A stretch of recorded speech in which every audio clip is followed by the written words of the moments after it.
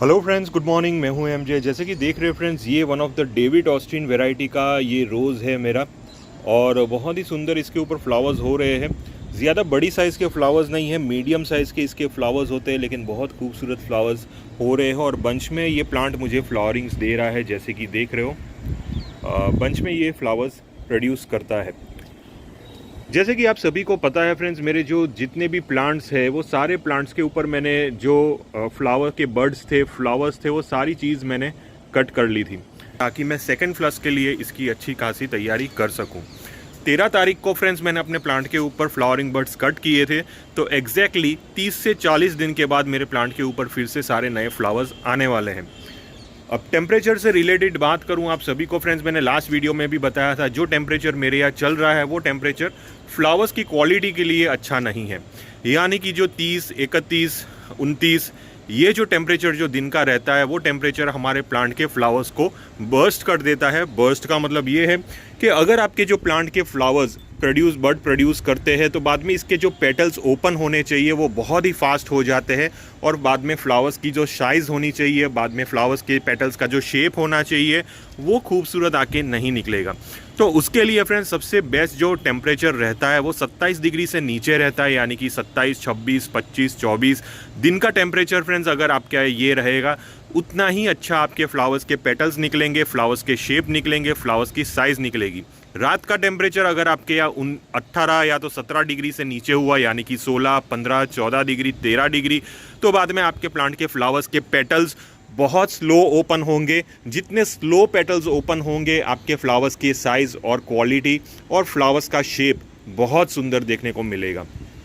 तो basically friends, अभी जो सीज़न है वो सीज़न प्लांट के फ्लावर्स के लिए बेस्ट होगी। अगर मैं कुछ ऐसे एरियाज़ को माइनस करूं जहां पे अभी टेम्परेचर बहुत ज़्यादा लो जा रहा है, वहां पे प्लांट अभी डोरमेंट होंगे।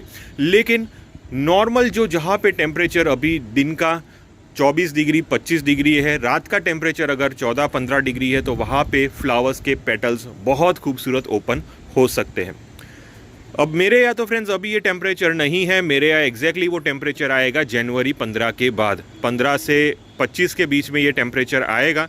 तो उसके लिए ही मैं अभी तैयारी कर रहा हूँ। तो उसकी वजह से फ्रेंड्स मैंने 13 तारीख को प्लांट के ऊपर से फ्लावर्स कट किए थे, क्योंकि प्लांट को फ्लावरिंग बर्ड्स को तैयार करने के लिए कम से कम 30 से 40 दिन चाहिए। 30-40 दिन के बाद ही आपके प्लांट के ऊपर फ्लावर बर्ड्स रेडी हो सकते हैं।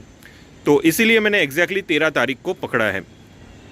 अब बात आएगी कि अब हमें क्या करना है। देखिए, फर्टिलाइज़र से रिलेटेड भी मैंने बताया था।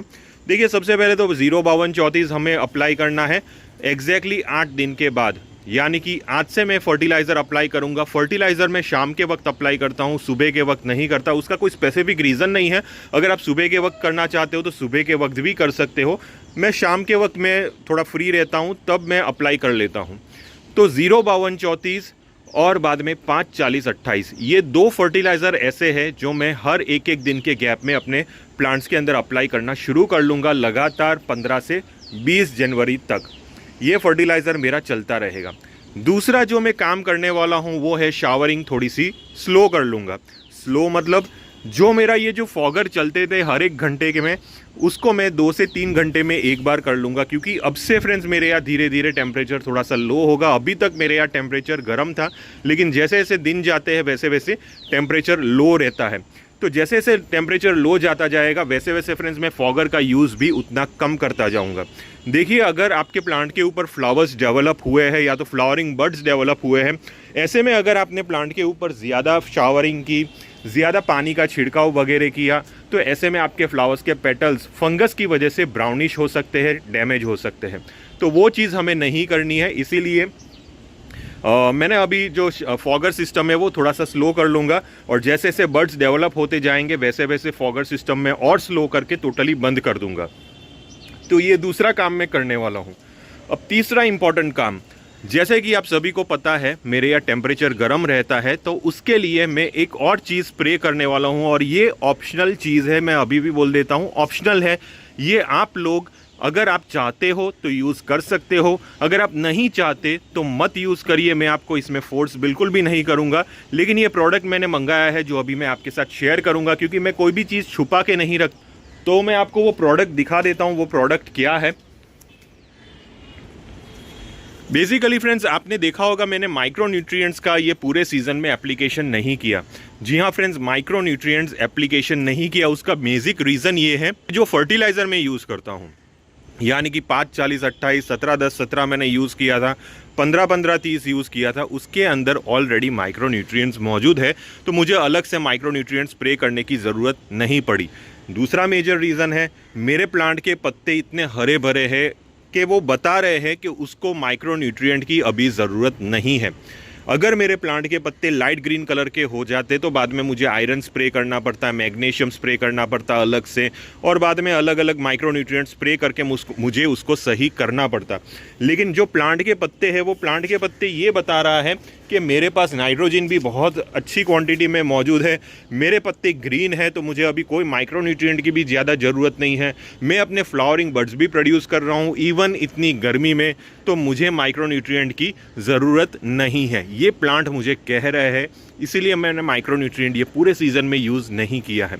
लेकिन ये जो प्रोडक्ट है फ्रेंड्स, ये प्रोडक्ट मैं यूज़ करूँगा, और मैंने 2 बार इसका स्प्रे भी किया है, और मैं अप टू 25 जनवरी तक इसका स्प्रे करता रहूँगा वीकली 1 बार।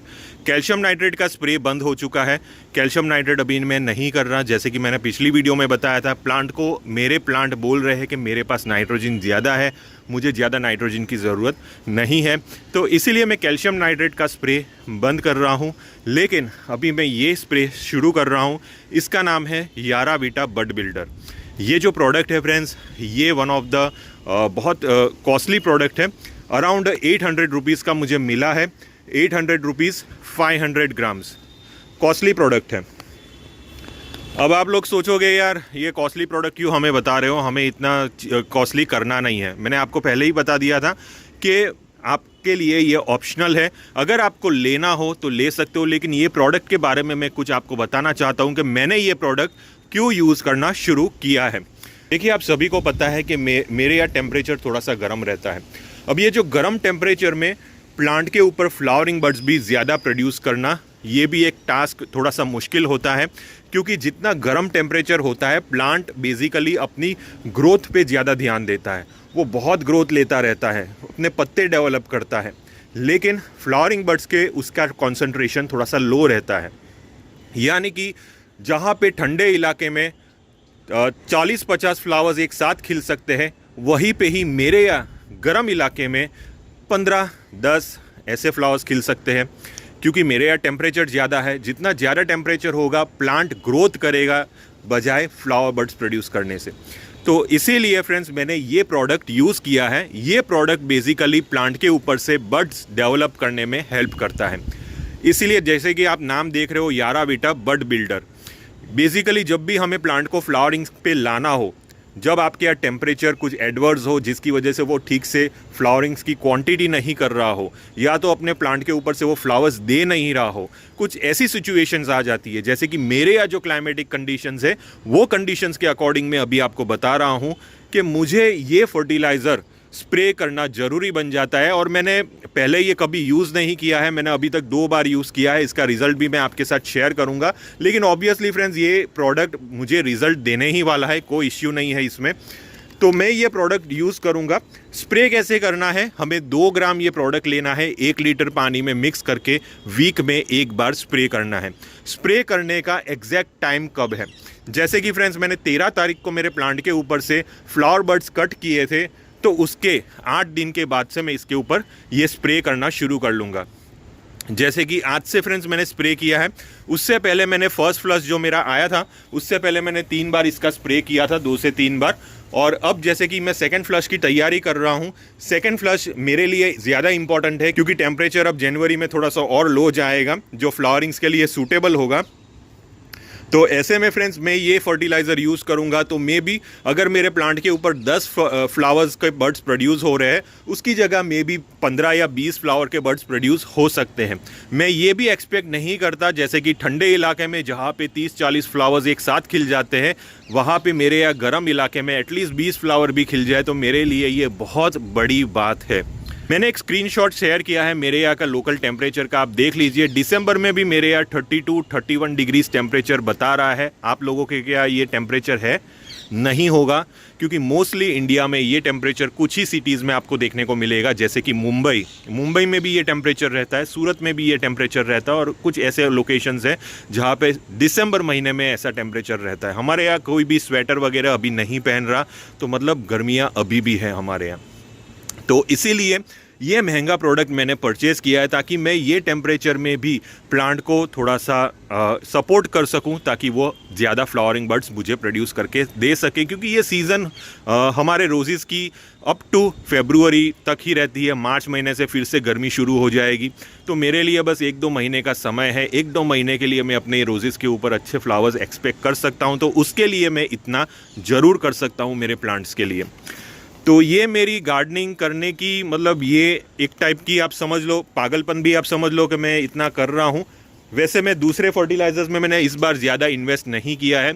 मैंने सिर्फ इस बार लिए हैं 17-10-27, 15-15, 30, बाद में मैंने बायोवीटा स्प्रे किया है, और बाद में 11 वीटा, 5-40-28, 0-52-34, यही कुछ ऐसे फर्टिलाइज़र है जिसके ऊपर अभी मैंने प्लांट ग्रो किए हैं, और अब मेरे प्लांट अभी सक्सेसफुली अच्छे भी ग्रो हो रहे हैं, अच्छे लीव्स की कलर्स, लीव्स की क्वालिटी, पेस्ट अटैक भी नहीं है। तो ये मेरे लिए बहुत बड़ा बोनस और प्लस पॉइंट है, क्योंकि ऐसे टेम्परेचर में अगर पेस्ट अटैक हो जाता है तो बाद में प्लांट को रिवाइव करना थोड़ा सा मुश्किल हो जाता है, यानी कि प्लांट तो रिवाइव हो जाता है, फ्लावरिंग्स लेना थोड़ा सा मुश्किल बन जाता है।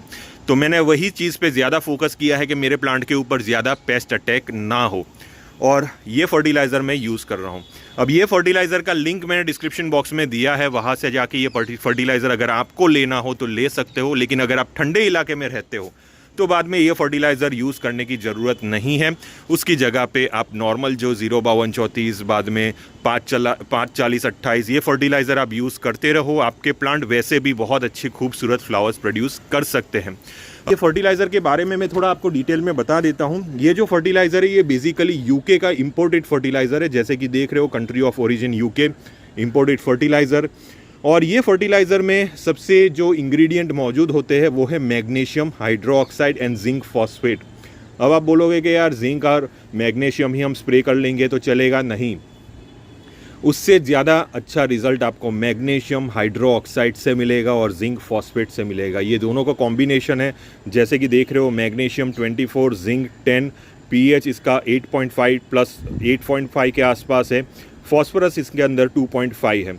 लेकिन जो कॉम्बिनेशन है, मैग्नीशियम के साथ हाइड्रोजन और ऑक्सीजन का कॉम्बिनेशन है, और जिंक के साथ फॉस्फोरस का कॉम्बिनेशन है, तो ये कॉम्बिनेशन आपके प्लांट के ऊपर अच्छा रिजल्ट लाने में हेल्प कर सकते हैं, अगर आपके यहाँ टेम्परेचर गर्म हो।